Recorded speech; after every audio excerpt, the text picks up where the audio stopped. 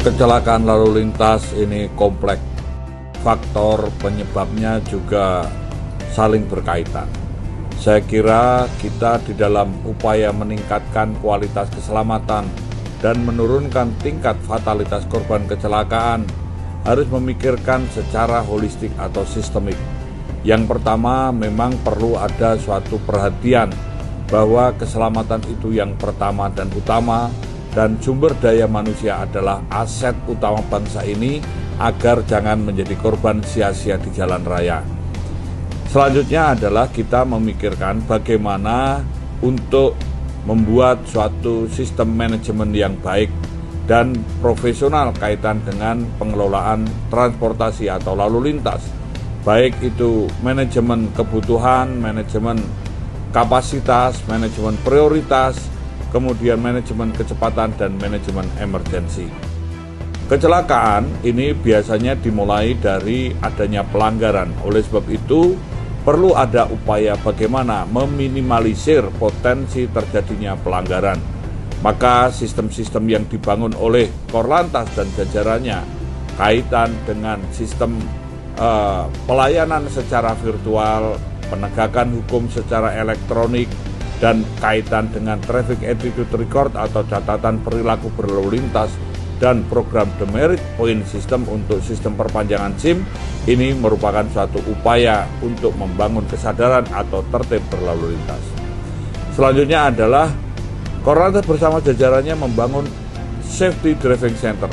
Safety Driving Center ini merupakan suatu upaya bagaimana kita menyiapkan wadah untuk membantu pemerintah agar kita semua sadar bahwa kompetensi para pengemudi ini bisa ditingkatkan, baik yang berkaitan dengan upaya-upaya membangun kesadaran berlalu lintas atau kita semua siap untuk berlalu lintas. Kita selanjutnya juga bekerja sama dengan para pemangku kepentingan lainnya untuk membangun literasi road safety atau literasi keamanan dan keselamatan. Dan kita juga menyiapkan bagaimana sistem edukasi ini atau transformasi kesadaran dibangun sejak usia dini.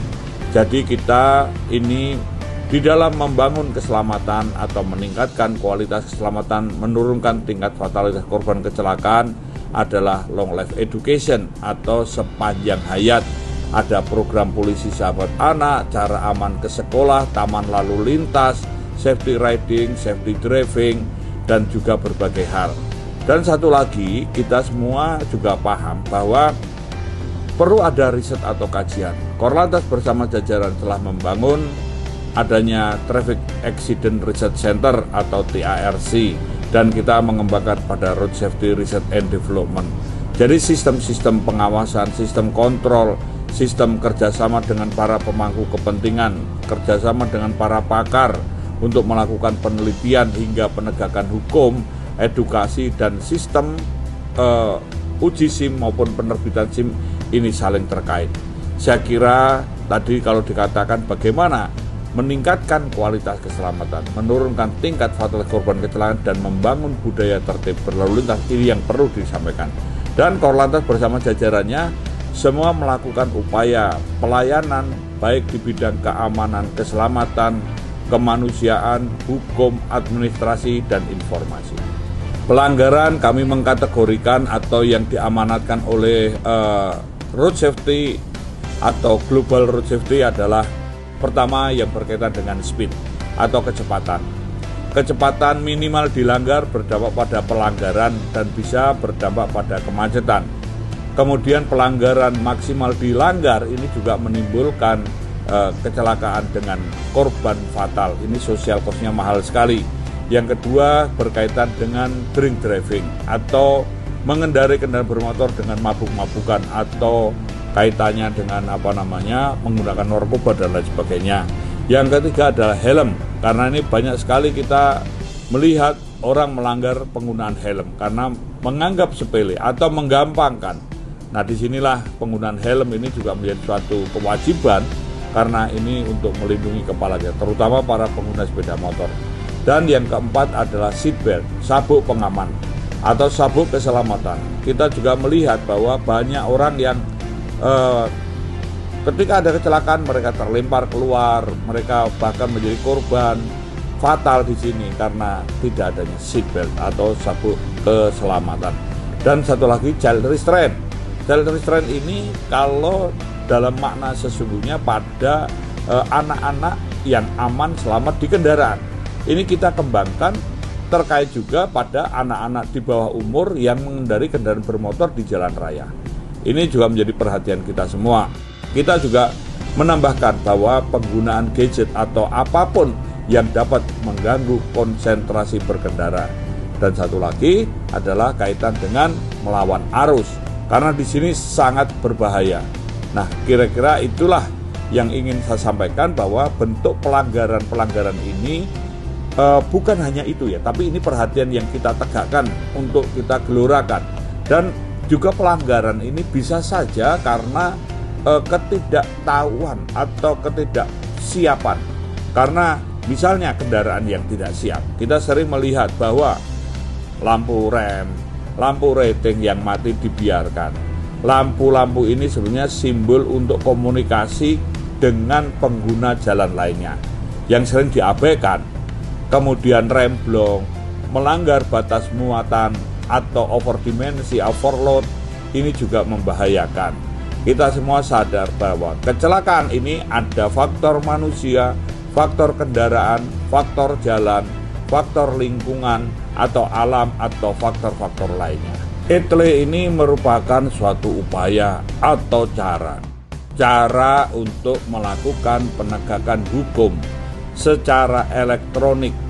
Kalau dengan cara elektronik maka akan dapat didapatkan digital record atau catatan-catatan secara digital. Catatan digital ini nanti akan dikaitkan dengan program traffic attitude record atau catatan perilaku berlalu lintas dan program demerit point system, entah itu perizinan, entah itu untuk uji SIM dan lain sebagainya.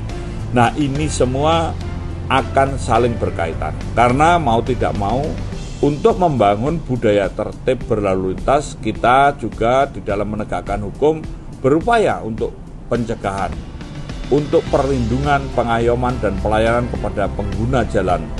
Dan ini untuk meminimalisir potensi kemungkinan terjadinya pelanggaran dan juga untuk adanya kepastian serta edukasi. Nah, tadi apa yang dikatakan penempatan di jalan tol.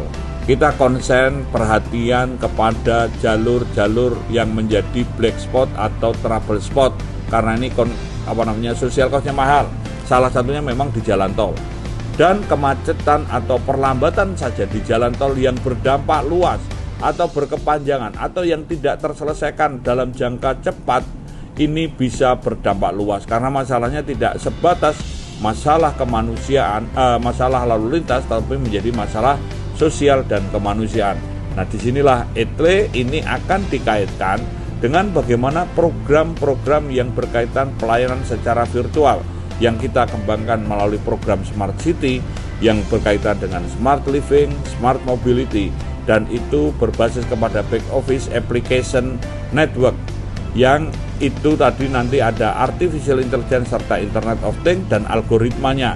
Kita semua bisa melihat melalui peta digital dan sistem-sistem untuk penanganan yang cepat karena kita perlu menangani baik untuk membuat diskresi kepolisian secara prioritas, secara berkaitan dengan buka tutup, pengalian arus, kontraflow, one way hingga ganjil genap. Nah, sini semua saling terkait. Tadi katakan memang ETLE menjadi salah satu basis untuk bisa dikembangkan karena kita punya program Smart City yang dikaitkan, maka ada IT for Safety, salah satunya ETLE tadi, nanti bisa didukung dengan Safety and Security Center untuk safer road, Electronic Registration and Identification untuk mendukung safer vehicle, Safety Driving Center untuk mendukung safer people, kemudian yang berkaitan Intelligent Traffic Analysis ini juga untuk mendukung kaitannya dengan post crash care.